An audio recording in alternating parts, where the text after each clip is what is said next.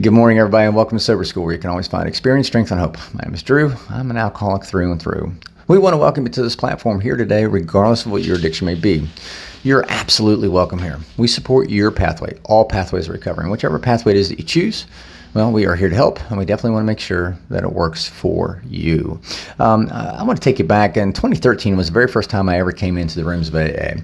And before I go any further, let me say this. 98% of the people that I met in 2013 were loving, caring, compassionate. They were truly just happy I was there. But there were one or two, maybe three, I could tell right off the bat I wasn't going to get along with.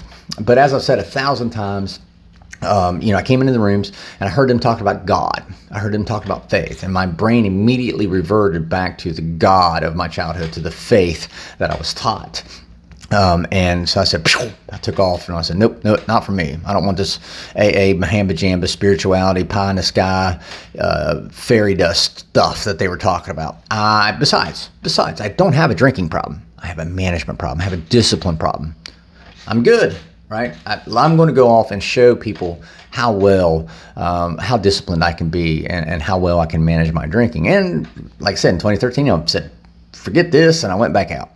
Now, I didn't go out and drink. Matter of fact, I went out to prove to everybody that I really wasn't an alcoholic.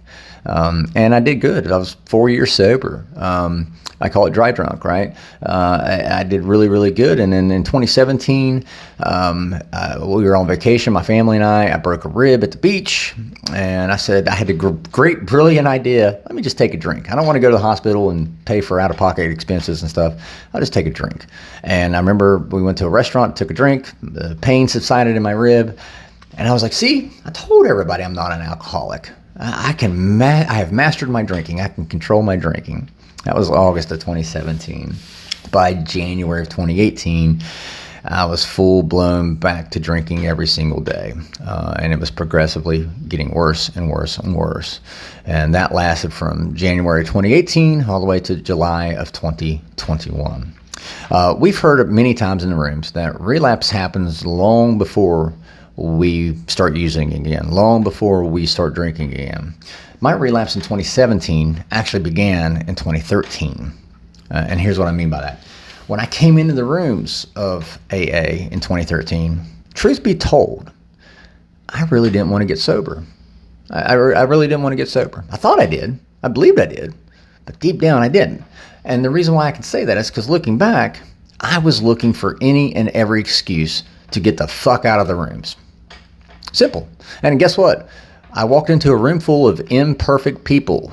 What do you think I was going to find? I found the perfect excuse to go back out and to say, nope, I can do this. My relapse from 2017 happened in 2013. And now, thank God, when I came back in the rooms in 2021, there was a lot of those same people there still loving me, still welcoming me, still encouraging me. And they were just happy I was back, happy I was alive. And so that's kind of the backstory. Now, yesterday was a really weird day for me because, believe it or not, there are people out there who don't like me. I know. It's so hard to believe, right? But that's okay. I don't lose sleep over it, I promise. But this one particular person that I was conversing with yesterday flat out said that they're no longer going to come to a particular meeting that I happen to attend. It's a meeting I have nothing to do with. I'm not affiliated with that meeting in any way, shape, or form, other than I love that meeting. I love coming to that meeting. I love going to that meeting. I love the camaraderie. I love the fellowship. I love everything about that meeting. And this person told me that they won't be coming back to that meeting because, well, of me. I'm dishonest, or I'm sorry, I'm disrespectful is what I was told. I was disrespectful, and they don't like the things I say. And so yesterday that just stuck with me. And I was like, why is this bothering me so much? Why is this bothering me? And then it hit me. Then it hit me full on. I knew exactly why it bothered me so much. Not the fact that this person doesn't like me.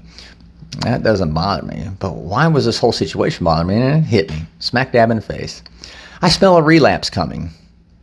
a relapse coming. See, not a relapse for me. No, I've cleaned up my side of the street. I've stayed connected with my higher power.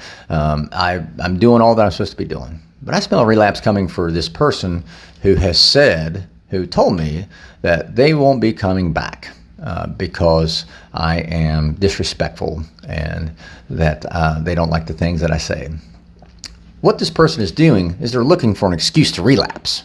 Their addiction is looking for an excuse to relapse. That's what bothered me so much. This person is doing the very same thing that I did back in 2013. They're just trying to find a reason to pick it apart. They're trying to find a reason to get out of the room. They're trying to find a reason to not let the miracle happen, to not let the miracle continue happening in their lives. That's why it bothered me all day yesterday. And it finally hit me last night. I was like, oh my God. People don't like me, and that's fine. I can't change what other people do, say, or think, just as they can't change what I do, say, or think. That doesn't bother me. Sure, I think everybody wants to be liked, but that doesn't bother me. I'm not going to lose sleep over it. But I just couldn't figure out why this particular situation was troubling me so much. And like I said, it dawned on me. This person is on their way to a relapse. I hope not. I pray that I'm wrong. I want to be wrong.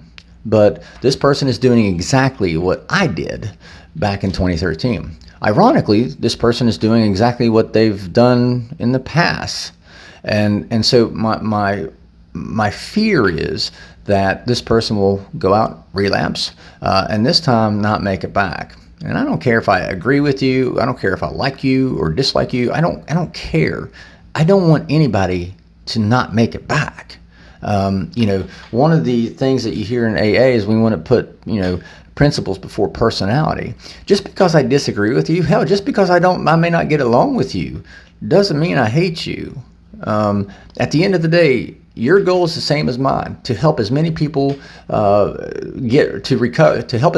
recover from a seemingly hopeless state of mind to body, from any and all mood-altering drugs or substances that they put into their body. If your goal is that, that's perfect. Now, how we get to that goal could be different, and that's usually what happens. We can have different paths, but we have the same goal.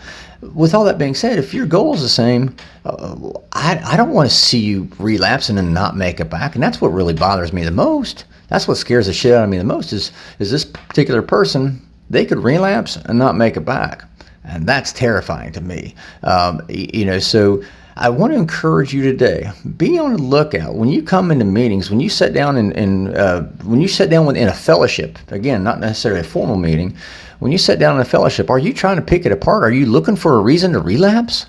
Because keep in mind, we're walking into a room full of imperfect people. If we're looking for a reason to relapse, we're walking into a room full of imperfect people. Don't you think we're going to find a reason to relapse?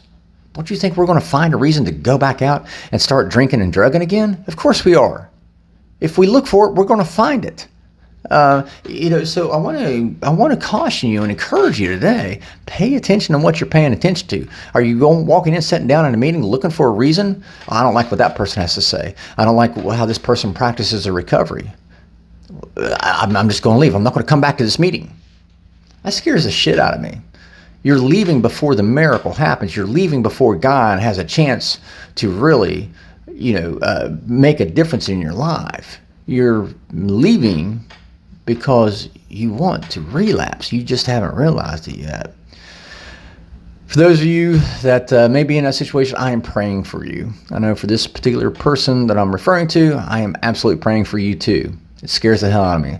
Seeing you relapse is the absolute last thing that I want to see, and I hope and pray that you can stay in the rooms long enough to find that miracle. So, with that being said, I will let you guys go. I appreciate you guys letting me come in on a Friday morning. It's a rainy and dreary Friday morning out there, but I'm just happy to be alive. I'm happy to be breathing, and more importantly, I'm happy to be sober. So thank you guys for letting me come in and share 5 to 10 minutes of your day with you. You guys absolutely keep me sober, and I could not be more appreciative. I know my family appreciates it too. If there's a topic you'd like to have discussed, feel free to drop in the Recovery Classroom Facebook group page or private group, and we'll take a look at it. Also tonight, the Crosstalk meeting at Pea Ridge United Methodist Church, 7 o'clock. If you're local to the area, get down there. You won't want to miss it. So I'll let you guys go. Remember, guys, you can't get drunk if you don't take that first drink.